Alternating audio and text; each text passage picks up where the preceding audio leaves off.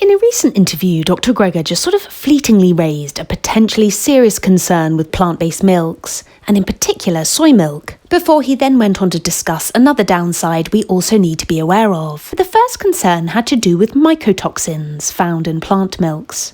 Mycotoxins are poisonous substances produced by fungi or mould, and they can contaminate various foods, causing a variety of health problems, including cancer, kidney and liver damage, gastrointestinal disturbances, and immune system suppression. The most well-known mycotoxin is called aflatoxin, and an initial study from 2019 found that from a total of 32 samples of plant-based milks of different compositions, including 8 rice milks, 8 oat milks and 16 soy milks, 3 samples were contaminated with 5 mycotoxins, while 5 samples were contaminated with 4 of them. But then new research from 2024 found that a total of 64% of the 72 analysed beverages were positive for 1 to 16 mycotoxins, and among those tested were nut, rice, oat, soy, hemp, millet, buckwheat and pea milks. The researchers, however, did say, quote, "Based on the observed level of mycotoxin prevalence and contamination levels and assumed exposure,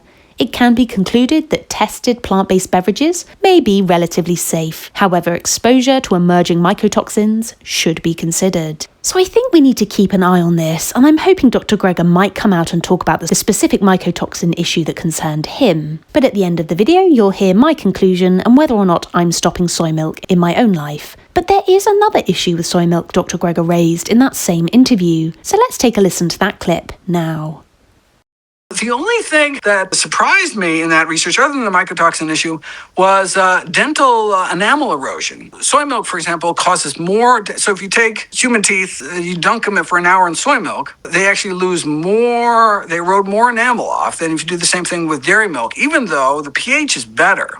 So it's not like an acid effect. It's hard to draw kind of public health recommendations, like you shouldn't soak your teeth, rinse with soy milk for an hour. But maybe after, drinking soy milk, should we rinse our mouth with water afterwards? Like after drinking something sour, like hibiscus tea or orange juice or something, really should wash the natural acids off your teeth. Maybe something like that. I don't know how much of an issue it is. Again, I wasn't able to do a deep dive on that. But yeah, just a interesting issue that just came out of nowhere that was exciting to see. There's so much great research out there.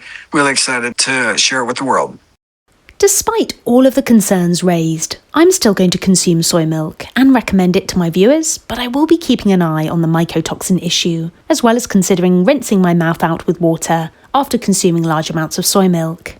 Next, we'll discuss the claims that eating soy products like tofu, soy milk, etc. increases the risk of cancer.